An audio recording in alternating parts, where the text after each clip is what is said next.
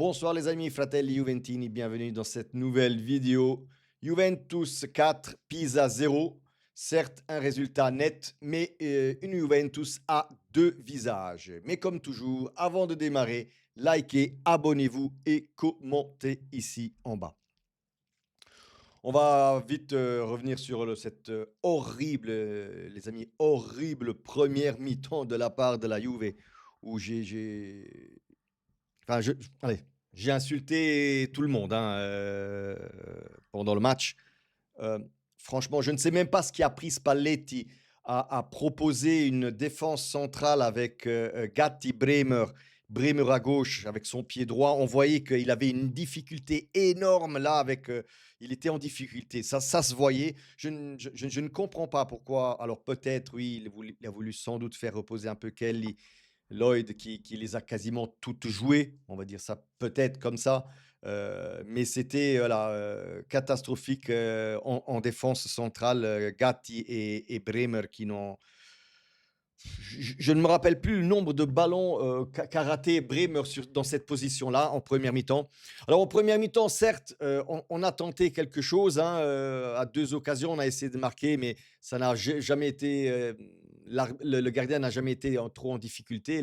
Nicolas, le gardien de Pisa. Par contre, nous, sur une tête croisée de la part de Marine, je ne me rappelle plus exactement de quel joueur du Pisa, désolé, je ne les connais pas tous. Mais voilà, un Perrin très réactif, contrairement à Di Gregorio, qui va mettre la main et la mettre en corner. Franchement, là, je pense que c'était une très bonne action de la part du Pisa, encore une fois, qui a été dangereux sur une, voire deux occasions, pas plus en première mi-temps, mais voilà, normalement, on devait marcher sur Pisa, alors que ça n'a vraiment pas été dans cette première mi-temps. Aussi parce que en première mi-temps, les amis, voilà, on a parlé de la défense avec Gatti, Bremer, que je n'ai vraiment pas trop aimé, et l'attaque, encore une fois, Jonathan David, les amis. Qu'est-ce que vous voulez que je vous dise sur Jonathan David? C'est un attaquant qui n'en est pas un. Hein, tout simplement, sais pas, je ne sais pas comment le qualifier sur l'action là. Je pense que c'était un centre de la part de Cambiaso. Oui, je pense que c'était Cambiaso où David la prend de tête. Alors, vous savez ce que je pense de Vlahovic, mais un Vlahovic l'aurait mis de tête, l'aurait mise dedans. Donc voilà, je ne sais pas qu'est-ce qu'il faut faire avec ce joueur-là et Openda qui est derrière, hein, qui n'a pas joué ce soir, pour qu'il marque un but, mais soit, c'est très compliqué. Encore, on a vu ce soir, c'est les défenseurs, les milieux et les trequartistes hein, qui marquent les buts, hein, tout simplement. Donc voilà, on rentre au vestiaire en première mi-temps. Encore une fois, une première mi-temps vraiment horrible de la part de la Juve. Locatelli, ce soir, il ne m'a pas plu alors c'était le joueur le plus reposé puisqu'il n'a pas joué face à Roma dimanche dernier en plus. Donc voilà, première mi-temps, on rentre au vestiaire sur le résultat de 0-0. Et là, les amis, franchement, entre la première et la deuxième mi-temps, je me suis posé plein de questions. Euh, je me disais, si on n'arrive pas à battre ce modeste Pisa, les amis, je, je pèse mes mots, hein, modeste Pisa, je dis, on n'a rien à faire en Ligue des Champions, en Ligue des Champions l'année prochaine. De toute façon, si on ne gagne pas ce match, si on ne gagne pas ce match contre Pisa, c'était même pas question d'y penser. Soit, en deuxième mi-temps, Spalletti a enfin compris que Gatti, Bremer, défense centrale, tous les deux pieds droits, ça ne marche pas. Donc, qu'est-ce qu'il a fait? Il a fait rentrer Kelly en défense centrale, il a repoussé Bremer à droite et la défense en deuxième mi-temps, n'a risqué rien, mais rien du tout avec Kelly et avec Bremer. Voilà, comme quoi, quand on change les joueurs de position et on met les joueurs à la bonne position, ben, ça va tout de suite mieux. Donc, on peut construire du bas. En plus, il a sorti Jonathan David et comme face à la Roma, les dernières 15 minutes face à la Roma, Kelly falso nueve, encore une fois, en faisant rentrer Boga côté gauche. Et là, les amis, comme toujours, quand Boga rentre, la dynamique du match change de ça à ça. 180 degrés. Euh, on, vous l'avez vu, Boga de l'autre côté, Conceição de l'autre, qui Conceição très bien, même en première mi-temps, Conceição a fait de belles choses. Malheureusement, comme toujours, Conceição a du mal à lever la tête, à regarder ce qui se passe, hein. C'est toujours son point faible, hein, il y a rien à faire. Bref, en deuxième mi-temps, on trouve tout de suite à la 8e minute, si je ne me trompe pas, le but du 1-0 avec Cambiaso sur un excellent centre sur la ligne quasiment de Yildiz, hein, qu'il a remis au milieu. Donc, lobe tout le monde, le gardien, les joueurs, et Cambiaso n'a plus qu'à la mettre de tête dedans.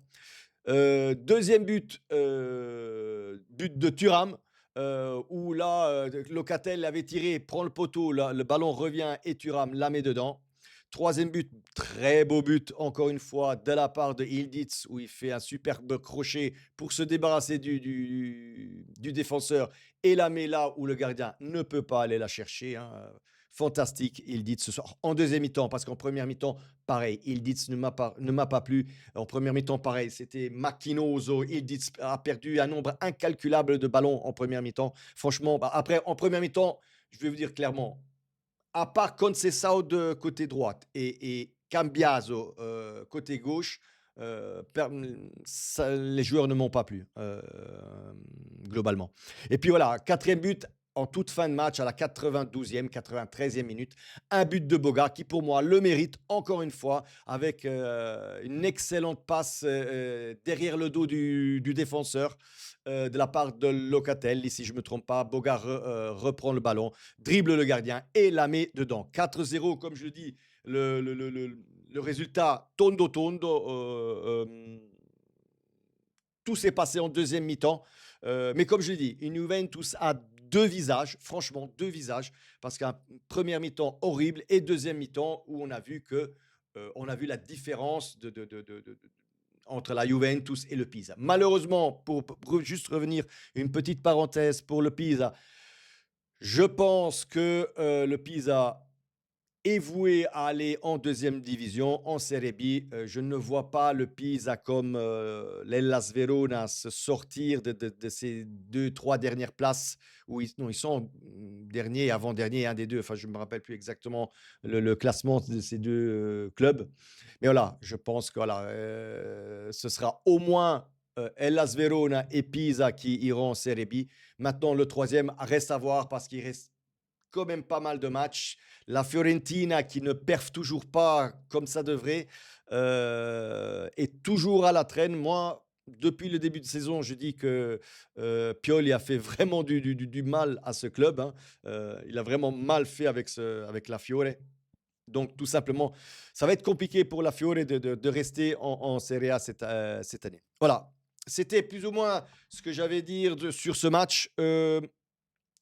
Encore une fois, Spalletti, je ne sais pas pourquoi avoir proposé cette formation en première mi-temps avec les deux centraux, Gatti et Bremer. Bremer poussé à gauche.